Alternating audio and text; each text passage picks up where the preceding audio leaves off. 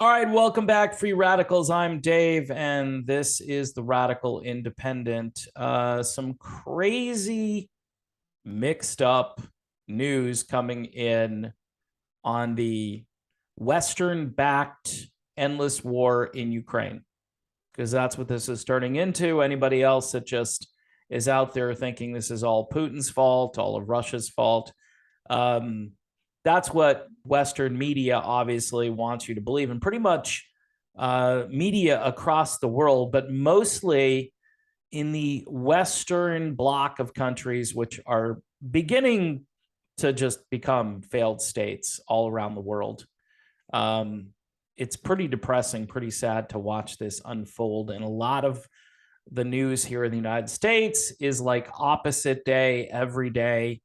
And it's ridiculous. So here's the headline coming in from antiwar.com. I figured I would share this from Kyle Anzalone. You can also watch Conflicts of Interest. I would highly recommend checking out that podcast. It's on YouTube. I believe you can also hear it on Spotify and really anywhere that has podcasting available. Zelensky, here's the story. Zelensky will request more weapons directly at a conference with top U.S. arms makers. So people like Lockheed Martin, Raytheon, Northrop Grumman. Yeah. So the United States, think of this. The United States is going to allow Zelensky to meet with arms manufacturers so they can directly send him more weapons. Because from what I understand, our stockpiles are getting rather low here in the United States. So if you're really concerned about national security, as if, we're ever going to be fighting a justified war again, I don't know. Maybe we will at some point, and maybe we'll need, weapons in our arsenal, but it doesn't look good. This story actually is from Reuters. Reuters is reporting this probably gleefully, right? So Ukrainian President Vladimir Zelensky will appear at a summit with Lockheed Martin, Raytheon, and other American weapons manufacturers later this month. The Ukrainian leader is expected to appeal for more arms transfers. On Thursday, top White House officials announced nearly $3 billion in military support for the war.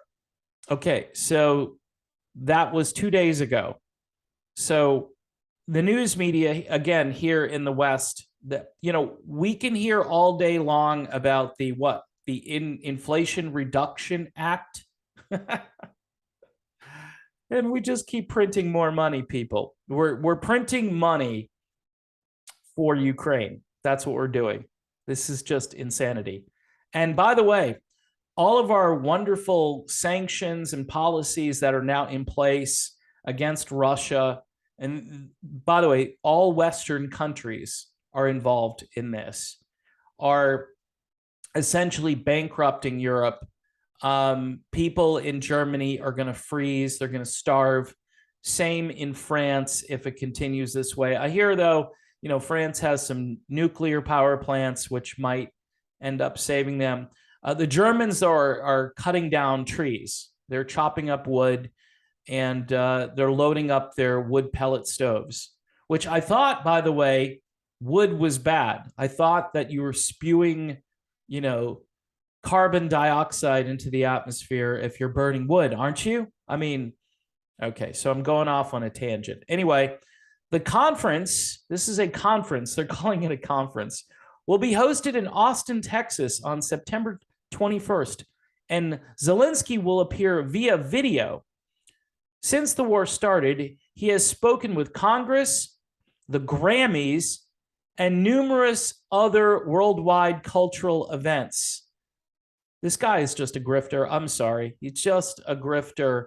He's just lapping up his 15 minutes of fame, which could go on for quite some time, because once we start an endless war, I mean, that's why it's called an endless war. It's really hard to get out of. It took 20 years for us to kind of get out of Afghanistan so we could cause a humanitarian crisis in Afghanistan, which, by the way, is out of control and nobody's really reporting on it. We seize all the money too, and we won't let the people of Afghanistan have money. So many are starving, and it's, again, just a Western-created humanitarian crisis. We can thank George W. Bush for that. We can thank Barack Obama for that. And yeah, we can even thank Donald Trump for that. Although Trump did want to get out, and we did get out, but there's just too much damage that's already been done. And this is what an empire does. And it's ridiculous. So again, there's more to this story. After Russia invaded Ukraine on February 24th, the Biden administration has announced several rounds of security assistance for Kiev, totaling tens of billions of dollars. The U.S. has sent over a dozen of their HIMARS, the abbreviated version of the High Mobility Artillery Rocket System, produced by Lockheed Martin, and thousands of Javelin anti-tank missiles produced jointly by Lockheed and Raytheon. Both companies experienced bumps in their stock prices after the start of the war. Shocker, right?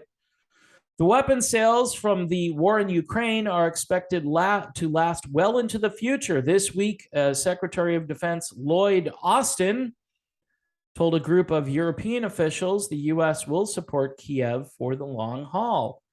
So Lloyd Austin, all of these inside the government high command officials, whatever you want to call them, yeah, he's Sec Defense, right? Lloyd Austin.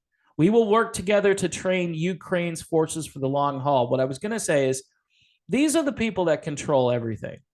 The president of the United States, obviously the Congress isn't doing anything, right? The Congress of the United States, which has been a failure now for quite some time, they're supposed to have the power to declare a war. We are fighting a war. We are American manufacturing is now involved in a big way with this war. So other than putting troops on the ground, which, from what I've heard, there are troops on the ground assisting Ukraine, and it's either NATO or Western backed or US sanctioned, whatever term you want to use. The terms they use to kind of wiggle out of the idea that we're directly involved with this war. No, we are directly involved with this war. Okay, again, $3 billion in military support that was announced on Thursday. Anyway, Austin says we will work together to help integrate Ukraine's capabilities and bolster its joint operations for the long haul. So here we go. Endless war. Austin was formerly employed at Raytheon, in case you didn't know. So Lloyd Austin was employed at Raytheon and has supported the U.S. intervention in Ukraine. By the way, he's a completely woke idiot as well. So you can add that to the list of things wrong with Lloyd Austin. On Tuesday, Austin and Secretary of State Antony Blinken announced $2.8 billion in military aid for Ukraine. The U.S. so far has pledged over $15 billion in weapons for Kiev since February. So for some of the folks that I've had on this show, Scott Ritter in particular, who has said, hey, Russia's going to win this. Russia is dominating thus far and they're winning. The only thing I would say to Scott Ritter, if he were here right now, is what if we keep pouring money into this, Scott? Can Russia continue to survive? Can they continue, and not survive in the sense that, they're going to get wiped off the face of the earth, but can they continue to engage in this war? This looks like a worldwide effort to essentially bankrupt the Russian Federation. And now you've got weapons manufacturers meeting directly with Zelensky. This is really bad news for anybody who is hoping for a diplomatic end to this conflict. And I think most people have now given up on that idea, even though Russia was completely open to that for probably a couple of months, I would say. And now I think the world has really ticked off Russia to the point where they're no longer interested in this. I think they want to take the entire country over, and I don't think that was their intention. I think they would secure every military installation and every important place in Ukraine, and then maybe turn it back over to people who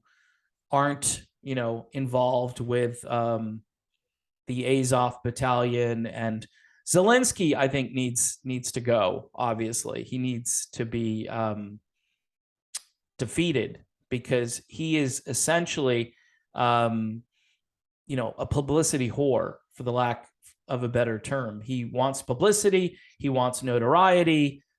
He wants people to feel sorry for him. And he's got the hearts and minds of the pop culture here in the United States and in different places around the world. He's got Paul McCartney the other day donating, guitars and so forth.